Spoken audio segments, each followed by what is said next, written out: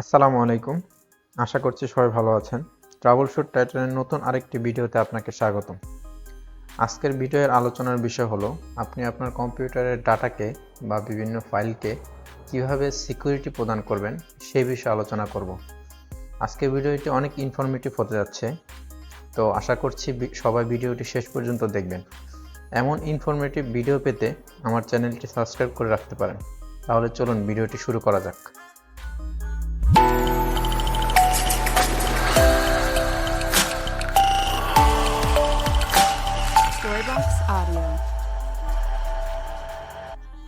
প্রথমত আমরা যদি নিরাপত্তা শ্রেণীবিভাগগুলোর দিকে লক্ষ্য করি, সেখানে বলা হয়েছে একজন ব্যক্তি নিরাপত্তা বলতে ব্যক্তি, বস্তু এবং তথ্য নিরাপত্তাকে বোঝানো হয়েছে। তো সেক্ষেত্রে আমি ব্যক্তি হিসেবে আমি নিজের কাছে যতটা গুরুত্বপূর্ণ, ঠিক তেমনি আমার তথ্যগুলো আমার কাছে খুবই গুরুত্বপূর্ণ। ঠিক তেমনি আমার কম্পিউটারে যে সকল ছোটোখাটো যেই ডাটা রয়েছে সেগুলো আমার কাছে অনেক গুরুত্বপূর্ণ। তো সেজন্য আমার ডাটাগুলোকে সিকিউরিটি প্রদান করার জন্য আমি যদি লক্ষ্য করি, প্রথমে ফাইলে আমি একটি ক্লিক করি, রাইট বাটন ক্লিক করি, নিচে লক্ষ্য করব যে প্রপার্টিস অপশন রয়েছে।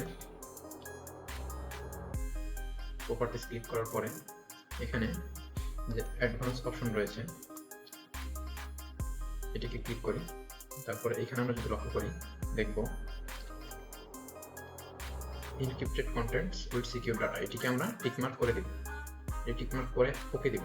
ওকে দেওয়ার পরে এখানে অ্যাপ্লাই করব, তারপরে ওকে করব। এখন দেখুন, একটু আগে আমার এই ডাটা ছিল নর্মাল একটি লোগোতে, একটি নোটপ্যাডের লোগো, কিন্তু এখন লোগোর যদি আমরা একটু লক্ষ্য করি একটি লক আইকন কিন্তু চলে এসেছে। তার মানে আমার এই ডাটাটি এখন সম্পূর্ণ সিকিউর। এটা আমাকে এতটুকু সিকিউরিটি দিবে, সেটা হচ্ছে যদি আমার এই ডাটা আমার অজান্তে কেউ যদি আমার ল্যাপটপ থেকে পেন ড্রাইভ অথবা কোনো ফ্ল্যাশ ড্রাইভ দিয়ে বের করে অন্য একটি কম্পিউটার ইউজ করার জন্য নিয়ে যায়, তো সেইখানে সে এই ডাটাটি সে দেখতে পারবে না, মানে সম্পূর্ণ ইনক্রিপ্টেড অবস্থায় থাকবে, অথবা সেই ফাইলটি ওপেনই হবে না, তার কাছে পারমিশন চাইবে। এখন আমি আমার এই ডাটাটি আমি আমার একটি ল্যাপটপে আমি নিয়ে গিয়ে দেখব যে আমার এই ডাটাটি সত্যি সত্যি সিকিউরিটি দিচ্ছে কিনা। যে আমার এইখানে আমার যে ডাটা তৈরি শুধুমাত্র এই কম্পিউটার এবং কি এই ফোল্ডার, মানে আমার এই ডেস্কটপের ফাইলগুলো যে ফোল্ডার রয়েছে সেই ফোল্ডারগুলো ব্যতীত অন্য কোনো ফোল্ডারে বা অন্য কোনো কম্পিউটার এই ডাটাটি ওপেন হবে না। তো আমরা সেটা আজকে দেখব। তো সেজন্য আমি ফার্স্টে একটি পেন ড্রাইভ আমার কম্পিউটার আমি ইম্পোর্ট করে নিচ্ছি।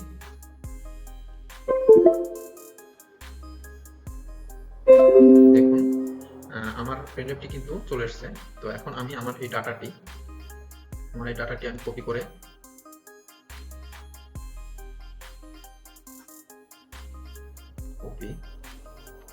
আমার পেন ড্রাইভে দিয়ে আমি অন্য একটি কম্পিউটারে এটি ওপেন করব। তো চলুন অন্য একটি কম্পিউটারে দেখি। আমি অন্য একটি ল্যাপটপে চলে আসলাম। এখন আমি আমার পেন ড্রাইভটি এই ল্যাপটপে লাগিয়ে দেখব।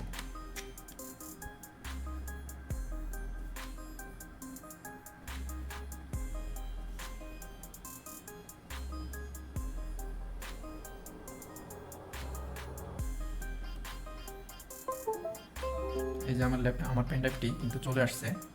এখন আমি পেন ড্রাইভের মধ্যে ঢুকবো। এই যে দেখুন বন্ধুরা, একটু লক্ষ্য করে এই যে আমার সেই ফোল্ডারটি, আমি যদি একটু আইকনগুলো বড় করে দেই, তো দেখুন এই সেই আমরা যেই আমাদের তৈরিকৃত যে ডাটাটি আমরা ওই কম্পিউটার থেকে নিয়েছিলাম সেটি এখানে কিন্তু চলে আসছে। তো এখন আমরা একটু ওপেন করার চেষ্টা করব। দেখুন এখানে কি আসছে, you don't have permission to open this file, see the owner of the file and administrator to open permission.